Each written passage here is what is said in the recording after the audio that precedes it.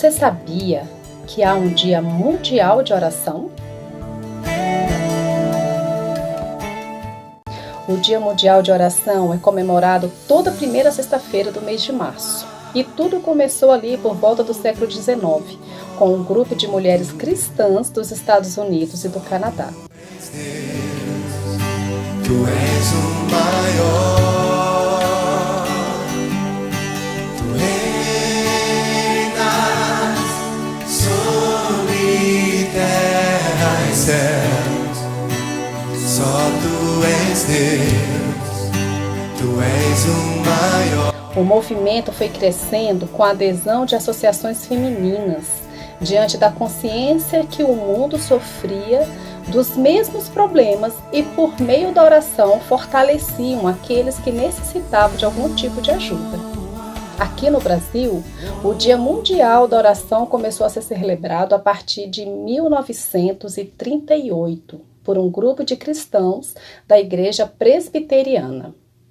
A data é celebrada por mais de 170 países e não é uma data específica de uma religião, mas de todas as crenças que utilizam orações como forma de interceder por alguém ou uma causa. Mas, muito antes de se haver um Dia Mundial de Oração, a Palavra de Deus já nos conduzia a termos a vida de oração. Você sabia que a oração é um mandamento? Pois é. Em todo o tempo que Jesus esteve conosco, ele orava e não fazia apenas para se comunicar com Deus, mas para nos deixar como exemplo. Em Lucas 18, Jesus conta aos discípulos a parábola da viúva para mostrar-lhes que eles deviam orar sempre e nunca desanimarem. Em Atos dos Apóstolos, capítulo 2, versículo 42, lemos que os primeiros cristãos perseveravam nas orações. Em 1 Tessalonicenses 5,17, Paulo nos exorta a orar continuamente. Além de ser um mandamento, a oração é o momento que falamos com Deus. É neste momento que devemos conversar com o Senhor e ouvir o que Ele tem para nos dizer.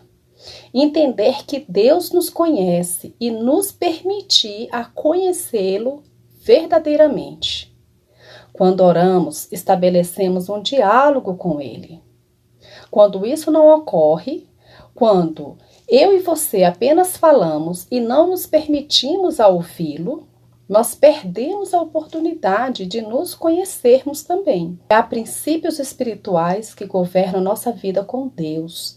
No que concerne a oração, convém salientar a importância de se obedecer aos princípios revelados na Bíblia, para que a nossa vida de oração seja efetiva e frutífera.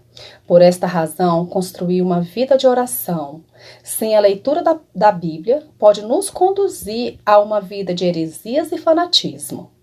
A Bíblia, que é a palavra de Deus, nos conduz a orar os desejos do Senhor para nossas vidas. Tiago, no capítulo 4, versículo 3, afirma que pedis e não recebeis, porque pedis mal, para gastardes em vossos deleites. Além de não sabermos pedir, não sabemos orar como convém, e mesmo assim o Senhor nos ouve. A palavra de Deus nos diz assim: também o Espírito semelhantemente nos assiste em nossa fraqueza, porque não sabemos orar como convém. Mas o mesmo Espírito intercede por nós sobremaneira, com gemidos inexprimíveis. Está ali em Romanos 8:26. Por não conhecermos as Escrituras Sagradas, deixamos de entender que a oração é uma arma de guerra, como afirma John Piper. Quando lemos a Bíblia, encontramos face a face com seu autor. Quando lemos a Bíblia acompanhada com o Espírito Santo, temos a revelação de quem é Deus. Vemos a sua integridade sendo revelada por meio de sua palavra. Conhecemos o caráter de Deus e construímos um relacionamento com Ele totalmente firmado em sua palavra. É importante você saber que a oração não mudará Deus. Ele seguirá sendo o mesmo desde o princípio. Haverá mudanças? Sim, mas em nós. Além disso, a oração não obrigará a Deus em absolutamente nada, pois Ele é soberano e não é o nosso empregado. Mas a oração, ela muda sentenças. Em Isaías 38, o Senhor ordena que Isaías vá visitar o rei Ezequias e lhe avise para colocar tudo em ordem, pois ele morrerá e não será curado. Assim que o rei recebe sua sentença, ele se volta para a parede e a palavra de Deus nos diz que o rei diz exatamente assim. Ezequias voltou-se para o lado da parede e orou assim ao Senhor: Ó Senhor, lembra-te de como eu tenho sido honesto e sincero contigo e como procurei obedecer a tudo que tens dito. E começou a chorar intensamente. E o profeta Isaías voltou para dizer quase que imediatamente que Deus o havia ouvido e visto suas lágrimas. E o estava dando mais 15 anos de vida. Quando o rei Ezequias orou, não mudou o que Deus tinha para ele, muito pelo contrário. Ele acessou exatamente o que Deus tinha para ele. Ele não mudou a mentalidade de Deus, mas ele mudou quem ele deveria ser na presença do Senhor. Este é o sentido de orarmos. Não oramos para mudar a vontade de Deus. Ao contrário, oramos para alcançarmos aquilo que Ele nos ofereceu, mas que só conseguimos por meio da oração. Quando Jesus orou, Ele orou para valorizar a sua comunicação com o Pai. Entendia melhor do que qualquer outro homem. Entendeu o privilégio de andar com Deus. Jesus queria manter essa íntima relação com seu Pai. Ele orava porque confiava na providência do céu. Ele agradecia a Deus pelo alimento. Quando ele ressuscitou Lázaro, ele orou para que os que ali estavam com ele soubessem que foi o próprio Deus que o enviou. Jesus orava antes de iniciar a obra de Deus. Ele passou toda a noite orando antes de nomear os 12. Jesus orava porque era completamente dependente de Deus. E era no momento da oração que eles conversavam e os propósitos de Deus para a vida dele eram revelados. Quando Jesus nos ensinou a oração do Pai Nosso, que está ali em Mateus 6, 9 e 13, ele nos ensina um roteiro. Não temos que fazer exatamente igual ou de forma repetitiva. Precisamos, em companhia do Espírito Santo e da Palavra de Deus, permitir que nos conduzam a como orar e como buscá-lo. O roteiro auxilia no processo, mas não deve ser engessado e nem repetitivo. Quando Jesus nos ensinou ali o Pai Nosso, quando nós fazemos a oração do Pai Nosso, a primeira coisa que estamos fazendo é referenciando e glorificando a Deus. Pois dizemos assim: Pai, santificado seja o teu nome. Nossas orações precisam ser proferidas com grande respeito a Deus. Somos livres nele, temos liberdade, somos filhos, mas temos que buscá-lo com reverência. Não confundir este passo com ritos religiosos. A segunda coisa que nós buscamos na oração do Pai Nosso é a vontade de Deus. Nós oramos assim: venha o teu reino. Quando clamamos para que o reino de Deus venha, precisamos entender que ele virá por completo e cheio da vontade de Deus. Ao clamarmos, venha o teu reino, estamos dizendo que estamos prontos para viver a vontade e os propósitos de Deus para as nossas vidas. Agonizante no Getsêmani, Jesus colocou a vontade do Pai acima dos próprios interesses.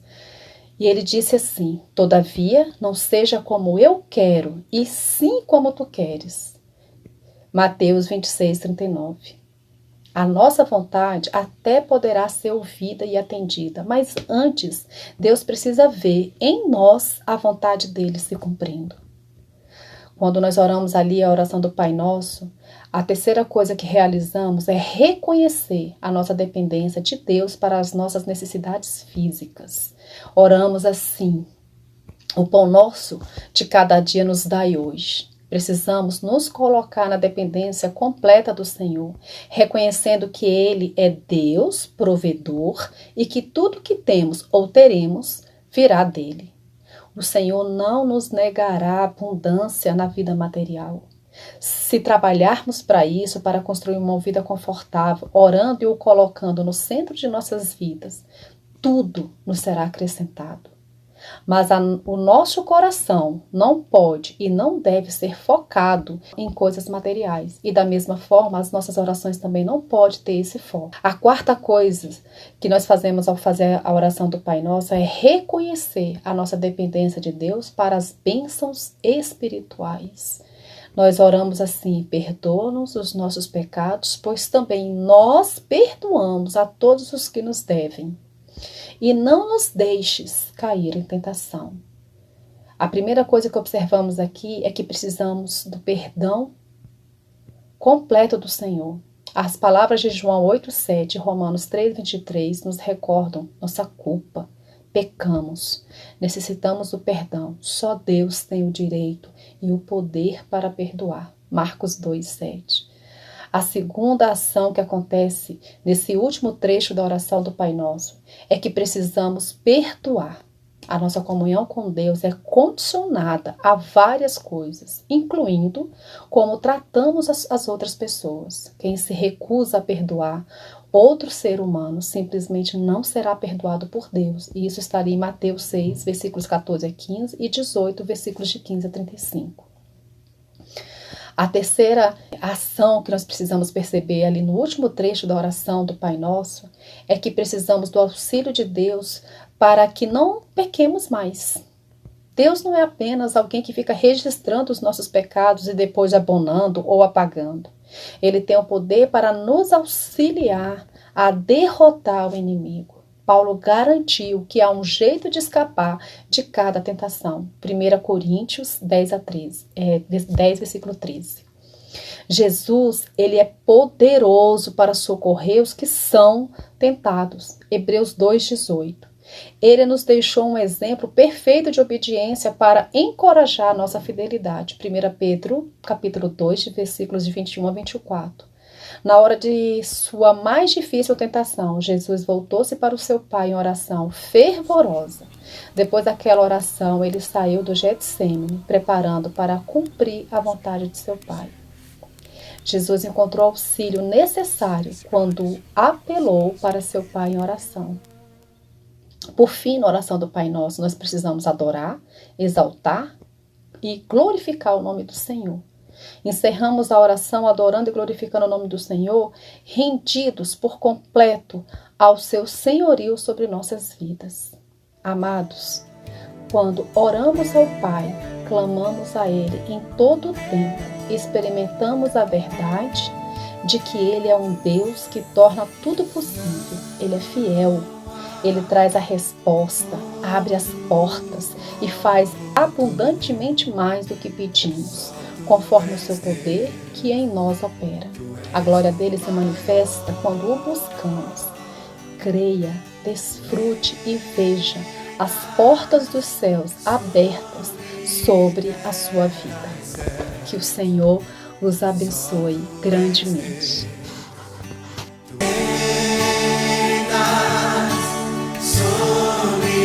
Terra e céus, só tu és Deus, tu és o maior.